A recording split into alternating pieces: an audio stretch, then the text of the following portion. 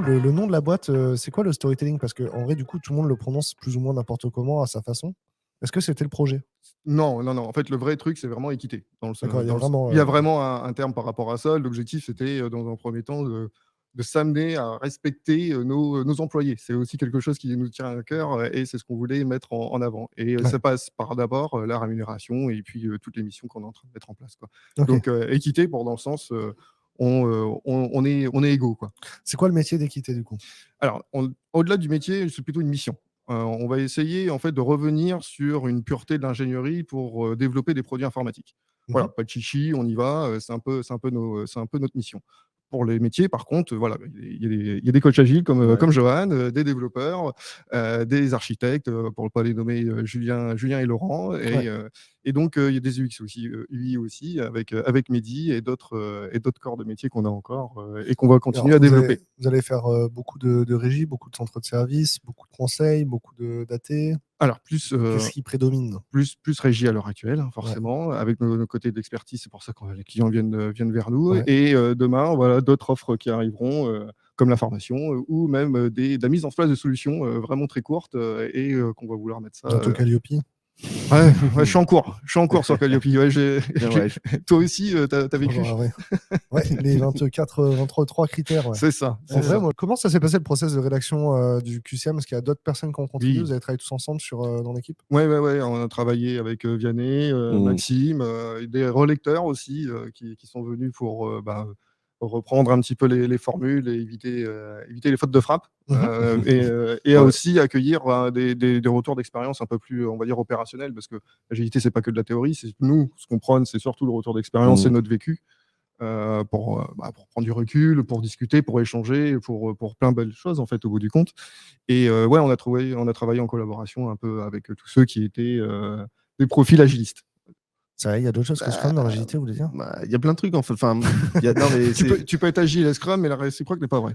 non mais c'est enfin moi je le vois en fait sur, les équipes que j'accompagne. C'est, que ouais, le côté Scrum est quand même très, très fortement poussé et non, en fait, il y a pas que ça et puis Scrum n'est pas adapté en fait à toutes les topologies de produits, d'équipes donc faut se méfier en fait. Enfin, plutôt partir vers l'agilité avec, vraiment l'état d'esprit du pourquoi est-ce qu'on fait de l'agilité, puis après se dire: «OK, c'est bien, on va plutôt mettre en place du Scrum parce que c'est, adapté» ou alors: «Ah bah non, pas du tout, on va prendre d'autres frameworks» ou alors même enfin voilà, le côté agnostique, c'est, ouais, il y a plein de trucs super sympas, dans plein de frameworks. On va essayer de se faire un truc un peu custo, mais qui marche bien avec notre équipe, avec, OK, on met tel et tel rituel, Ouais. telle et telle, pratique. On va, voilà, faire quelque chose en sur mesure, mais qui marche parfaitement et qu'on va améliorer aussi au fur et à mesure du temps. Je rejoins ce que Johan dit, et généralement, c'est ce que je pose comme question quand je fais des entretiens pour les petits loulous. À chaque fois, vous êtes dans un contexte agile, tout le monde généralement me répond: «Oui, oui, oui, oui, oui, on est en Scrum».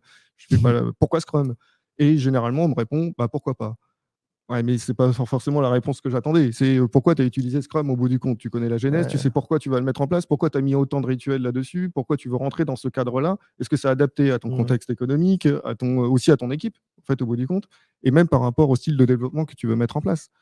Mmh. Et en fait, quand tu creuses un peu, les gens savent pas trop pourquoi ils le font. Ouais. Ils le font bêtement, Mais mécaniquement, j'ai envie de moi, dire. j'ai l'impression qu'on a pris Scrum parce que c'était aussi codifié que ce qu'on faisait avant et on avait Ouais. besoin, Tout tu à vois, vu que fait, tu es dans un environnement très codifié, tout à fait. si tu veux changer, tu recherches un endroit qui est très codifié aussi. Mais je pense que c'est pas un défaut de commencer par Scrum et C'est pas un après défaut. de casser les codes et de s'en libérer, tu vois? Oui, Ouais. là vas-y. Ouais, non, mais enfin, tu as raison, hein, Scrum, ça reste un cadre qui est quand même très rigide. En fait, au global, quand on voit les artefacts et cetera, c'est quand même très rigide, mais ça donne au moins une bonne ligne de conduite. Maintenant, le problème, c'est qu'il y a beaucoup de personnes au global qui se disent: «On n'est pas agile parce qu'on ne fait pas de Scrum» Ouais. et Ouais. ça, c'est un problème. C'est que si, vous faites de l'agilité parce que vous délivrez de la valeur, c'est juste ce truc-là. Ou on Mais résume, l'agilité par le Scrum. ouais, c'est ça et c'est en plus, c'est faux, Il y a Ah un globalement. oui. monsieur qui s'appelle Warhawked qui dit que le Scrum Guide se revendique du Lean et non de l'Agile dans la version 2020. Ouais, voilà, enfin, Mmh, c'est possible. c'est Ils ont le changé de braquet, ouais. mmh C'était mh. pas le premier tir en 90. Mmh mh. Ah, mais ouais.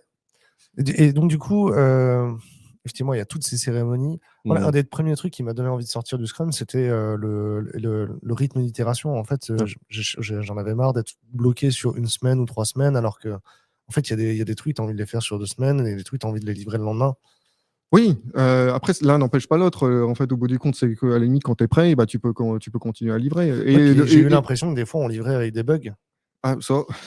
Parce que on a fini le sprint, on fait la sprint review. Il y a ça qui va pas, on met des issues, crée des issues incidents de prod avant de livrer, quoi. Ah, c'est bien, tu t'augénères du travail, c'est ça qui est, c'est l'avantage, quoi. Hein. Si Il y a des boîtes qui sont construites là-dessus. Hein. Si t'as pas de slack time entre tes sprints, le sprint d'après, tu remets des features et tu corriges pas les bugs. Ouais, après, on revient, et là, je pense pas que ça n'a rien à voir avec l'agilité, c'est que tu crées de la dette technique, en fait, au bout du compte. Et la dette, tu la payes tout le temps. Hein. Alors, peut-être pas maintenant, mais 3 ans ou 2 ans plus tard, tu la payes, ta dette. J'ai toujours eu l'impression que quand on respecte les délais, on a sacrifié quelque chose sur la qualité. C'est impossible de respecter le délai, quoi. Non, enfin, si t'es pas en retard, c'est que le code, c'est de la merde. Je suis désolé. On a fait un super article, enfin, c'est pas nous qui l'avons écrit, mais sur le triangle de fer, justement. Et ça, c'est super intéressant. C'est que, ok, le triangle de fer, c'est pas censé être un triangle d'or, normalement. C'est pas Game of Thrones. Ouais, c'est ça. C'est censé être le triangle d'or de la gestion de projet. Les ressources, le temps et le livrable. Je sais pas. On n'est pas. Ouais, non, ça s'appelle vraiment le triangle de fer, en fait. Hein. D'accord. C'est pas une blague. Hein. I want triangle, tu vois. Mais c'est pas grave, en fait, on s'en fout parce que tu as un délai, tu as un budget et en fait, tu qu'un truc et tu veux garder ta qualité. Tu regardes ce truc, et ben en fait, tu n'as qu'un seul truc à faire, c'est jouer sur ton scope, ce que tu vas livrer. Et d'aller chercher la valeur, en fait. Si tu livres un scope comme ça, avec ça qui apporte beaucoup de valeur à l'utilisateur et ça apporte pas grand-chose, est-ce que ça vaut le coup de le faire? Ça, et le fait de coller le backlog de projet avec le backlog de sprint, j'ai l'impression qu'on a mis un double filtre qui empêche de bouger le scope du projet, tu vois. Et en fait, non, parce que justement, le but, c'est de rechallenger le tout. C'est probablement que, en plus, on l'a vu, hein, l'objectif, c'est aussi de s'adapter au contexte. Hein. Quand toutes les boîtes du retail sont dit, hey, tiens, il y a un Covid qui tape, les magasins, ils ne servent à rien. Il n'y a plus personne qui va acheter. Ah ben, du coup, on va s'adapter. En fait, tout ce qui était prévu en fonctionnalité in-store, ça n'avait plus de sens. C'est de dire, OK, on va accélérer sur l'e-commerce. Les boîtes qui se sont dit, OK, mais on a des budgets qui sont fixes et des projets, etc., ils n'ont pas réussi en fait, à s'adapter à ce moment-là, vraiment à l'instant. Quoi. Et c'est pour ça en fait, qu'on se dit, il faut prioriser par la valeur et le rechallenger aussi cette valeur-là parce que ça change avec l'évolution de. Je fais un instant promo aussi. On a fait un super article sur notre blog sur ce sujet-là, justement. Donc, vous pouvez aller jeter un coup d'œil sur le triangle de fer et sur les autres. Sans promotion du blog. Ouais, c'est ça. Non, mais en fait, pour rebondir sur ce que tu dis, c'est au-delà du modèle qui est employé quand tu es en waterfall ou en cycle en V. Ce qui prédomine, c'est le périmètre qui doit rester fixe parce que c'est là-dessus que tu t'es engagé et qu'importe en fait ce que tu vas devoir donner. C'est généralement ce qu'on fait, c'est on va décaler parce qu'en fait on n'est pas prêt. Et c'est ça qui coûte un pognon de dingue en fait au bout du compte. Quand tu es dans l'esprit et quand tu es dans une manière d'amener de l'agilité, ton périmètre, c'est ce qui va varier. Et comment tu vas piloter ton périmètre, c'est par la valeur qui va être dégagée. Ce qui va être fixe, c'est ton délai et ta qualité. Ouais, mais ça aussi, le nombre de fois où on implémente Scrum, on fait la business value, je comprends pas trop bien, et puis on ne met pas. En fait, on pilote pas par la valeur, c'est le PO, il essaie de rentrer au chausse-pied le plus de choses. Tu peux piloter par ce que tu veux, en fait. Ça doit correspondre à ce que doit faire le produit.